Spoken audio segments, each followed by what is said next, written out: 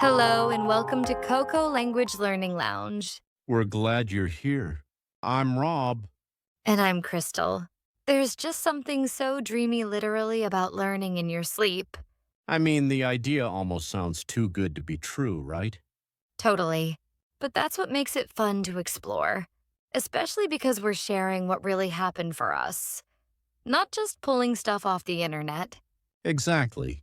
For those of you listening, welcome to our show where we talk about real life ways to learn English. Take care of your health, explore good food, stay motivated, and maybe laugh a little. Today's episode is about something kind of unconventional.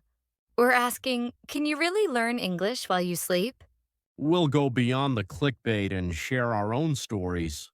The funny moments, the surprises, what worked and what didn't. And we've got a few creative, not so generic tips if you want to try it yourself. Rob.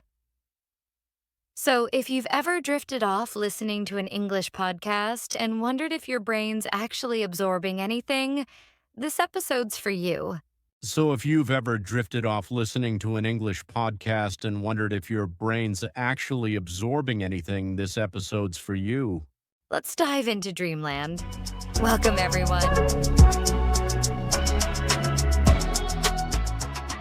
Rob, do you remember the first time you came across the idea of learning while sleeping? Oh, yeah.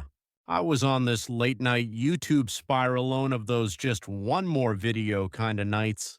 There was this guy talking about how he improved his French just by listening to audio while he slept.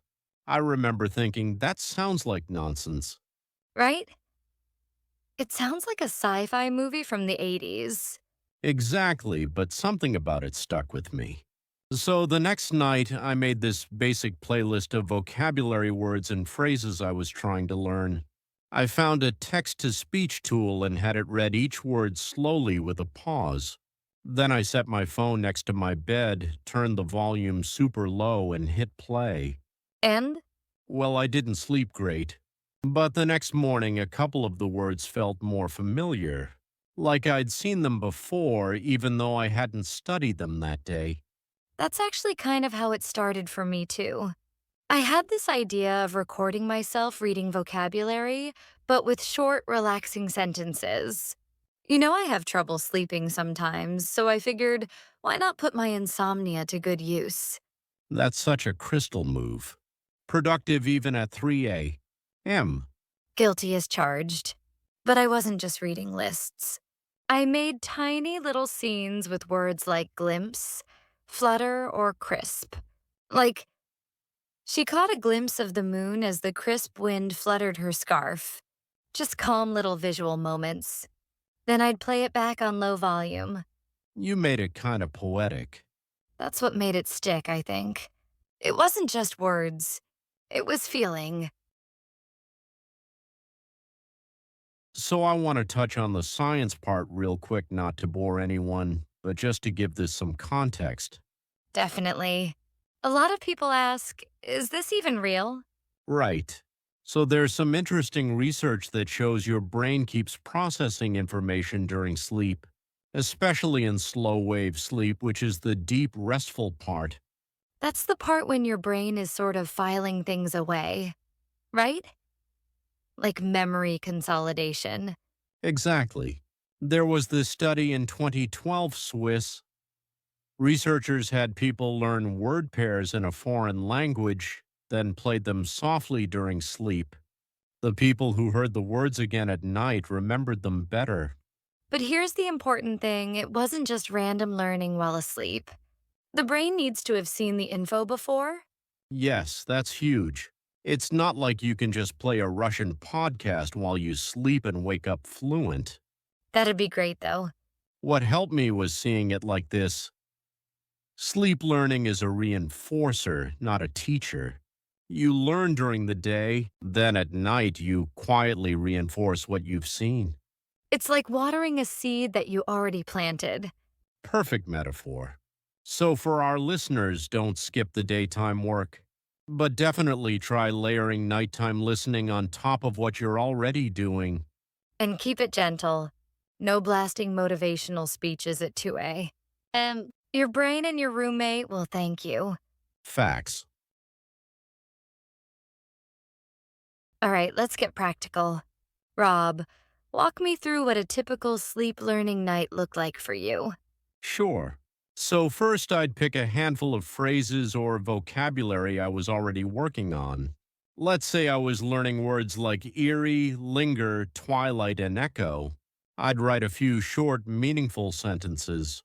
For example, an eerie silence lingered in the twilight as echoes danced in the empty street. Ooh, that's good. Very cinematic. I tried to make them poetic enough that they left an image.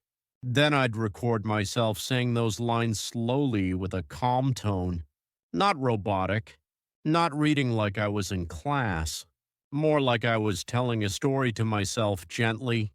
Almost like a bedtime story? Exactly. Then I'd set a timer on my audio app, usually 25 to 30 minutes. I'd hit play, place the phone screen down next to the bed, and that was it. What about volume? Really low. Like really low. Just enough that I could almost not hear it if I were fully awake. But somehow my brain still caught it during light sleep. That's so interesting. I did something similar, but instead of just sentences, I created soundscapes. Ah, yes, your ambient learning setup. Right. So I mixed soft background sounds like ocean waves or light rain with my recorded phrases. It went something like, "My heart was light as a feather. She wandered through the whispering woods." You always make things so atmospheric. I love that. I realized the sound of nature helped me relax. But the key was blending it. The phrases had to feel like part of the dream, not separate from it. I'd play that mix through a Bluetooth speaker under my bed. Very subtle. Did you find certain times worked better, like if you were already in deep sleep? I did. I'd start at 15 minutes after I got into bed once I felt myself drifting. And sometimes I'd wake up and still hear the rain, but the English part was already done. I like that. It doesn't overwhelm, just gently embeds itself. Exactly. And what was surprising was sometimes the next day I'd write something or speak and a phrase would just come out. Without thinking. Yeah, like I wasn't digging for it. It just surfaced. Yeah, like I wasn't digging for it. It just surfaced. Oh, yes, I have a few sleep learning fails. Same. One night I forgot to set the volume low enough. So around 2 a.m., I'm jolted awake by myself whispering. Whispers echoed down the corridor. And I swear I thought there was someone in my room. That's terrifying. I jumped out of bed, heart pounding. Then realized, oh, it's me. It was my voice. I had a moment like that. I layered the phrase, "She remembered the scent of jasmine" with soft music, but I accidentally set the loop to infinite. So it kept playing all night. The next morning, I was brushing my teeth and literally whispering to myself. "She remembered the scent of jasmine," over and over. Like a ghost from a Victorian novel. Yes, I felt haunted by jasmine. But here's the thing, it stuck. That phrase, that rhythm, that image, it's burned into my brain now. I use scent of something all the time when I speak or write. I had a similar thing with fragments of thought. It was a phrase I recorded as part of a poetic sentence. After a few nights of listening, I found myself using it in conversation. I couldn't focus, just fragments of thought floating around. Wow, that's so specific. And that's the beauty of it. It's not about memorizing flashcards. It's about embedding rhythm and tone. Right. You start thinking in English rhythm, not just translating in your head. And the brain picks up more than we give it credit for. Even cadence, emotion, timing. One night I dreamt I was narrating a film, full English narration. I don't remember the whole dream, but I woke up with this line in my head. The city blinked beneath a velvet sky. You wrote that in your sleep? Sort of. My dream did. I scribbled it down right after waking. I love it. Sleep poetry. Okay, real talk for a second. We can't ignore the fact that sleep is sacred. If this whole experiment messes with your rest, it's not worth it. Completely agree. Sleep is when your brain resets. If you're tossing and turning because English audio is blasting into your dreams, something's off. Exactly. And honestly, I made that mistake in the beginning.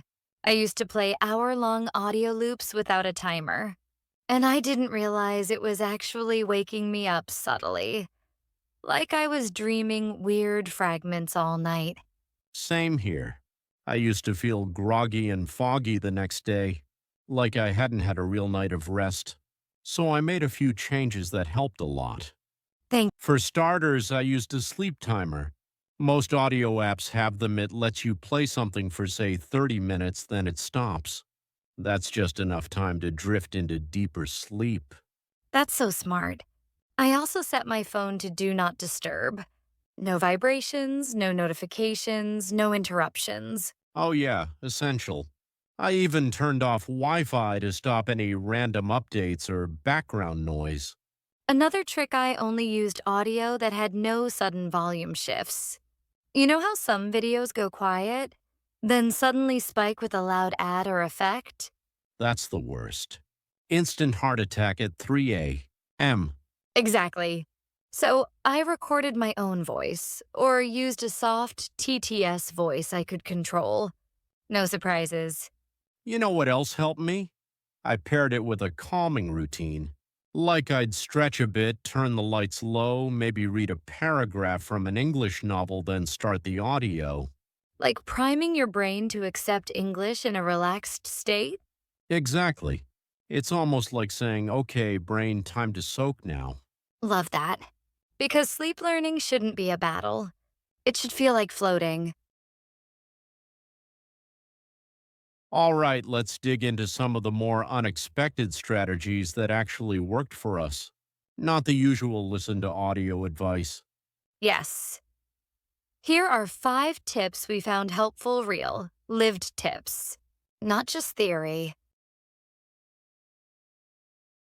This one surprised me. At first, I thought, why use my own voice? I don't like how I sound.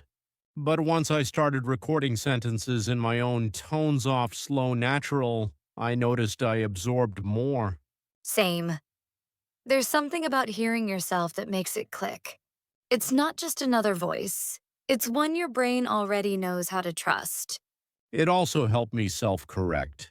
I'd hear if I rushed a phrase or mispronounced something. Then during the day, I'd fix it more easily. Bonus, it's free. No subscription needed. Just hit record. This is my favorite one. The brain remembers stories and emotion more than raw facts.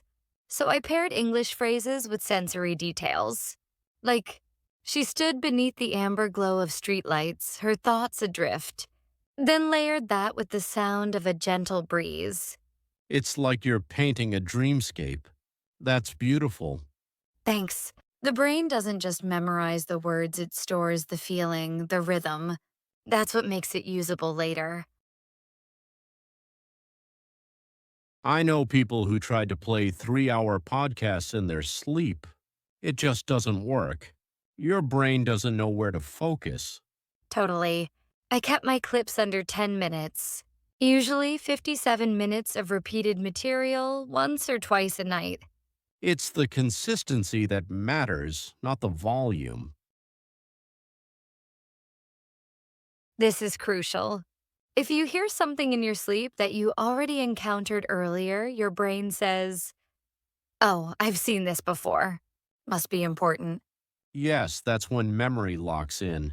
For example, I'd learn new phrasal verbs during lunch, like run into, look forward to. Then at night, I'd hear, I ran into an old friend near the station. I'm looking forward to tomorrow's adventure. It felt more familiar even in sleep. This sounds weird, but I'd repeat the same sentence 3 times, but with slightly different intonation each time. That way it didn't feel robotic. Like, the stars blinked above the hills. The stars blinked above the hills. Above the hills, the stars blinked. That's genius. Same meaning, different melody. Keeps your brain engaged. That's the thing, your brain listens to music, not just words. Rhythm matters. All these tips are simple but not obvious. Yeah. They're not from textbooks, they're from nights we spent experimenting and reflecting. And what's cool is, you don't need fancy equipment, just curiosity and a quiet night. All right, let's try something fun. Imagine we're doing a little Q&A with our listeners. Yes, these are the types of messages we get in our inbox all the time. So let's bring them to life. I tried playing a podcast in English all night while I slept, but I woke up feeling more tired than usual. What am I doing wrong? Great question. First, you're not alone. A lot of people try full-length podcasts, but the issue is your brain doesn't know what to prioritize. You're feeding it 3 hours of fast speech with no context or prep. Try shortening it. Pick 5 and 10 minutes of material that you already studied earlier that day. Familiarity is key. Also, keep the volume low and avoid content with sudden sound shifts or ads. Your brain wants calm and rhythm, not chaos. I don't like the sound of my own voice. Can I still try this without recording myself? Absolutely. There are plenty of ways. Try a high quality text to speech tool, just make sure it sounds human, not robotic. Or ask a friend to read a few sentences for you? It's kind of fun and you might help each other out. Just make sure the voice you choose feels soothing and familiar, not jarring or overly formal. I've been doing this for a week and I don't notice any difference yet. Is that normal? Totally. This isn't magic, it's subtle reinforcement. Think of it like watering a plant.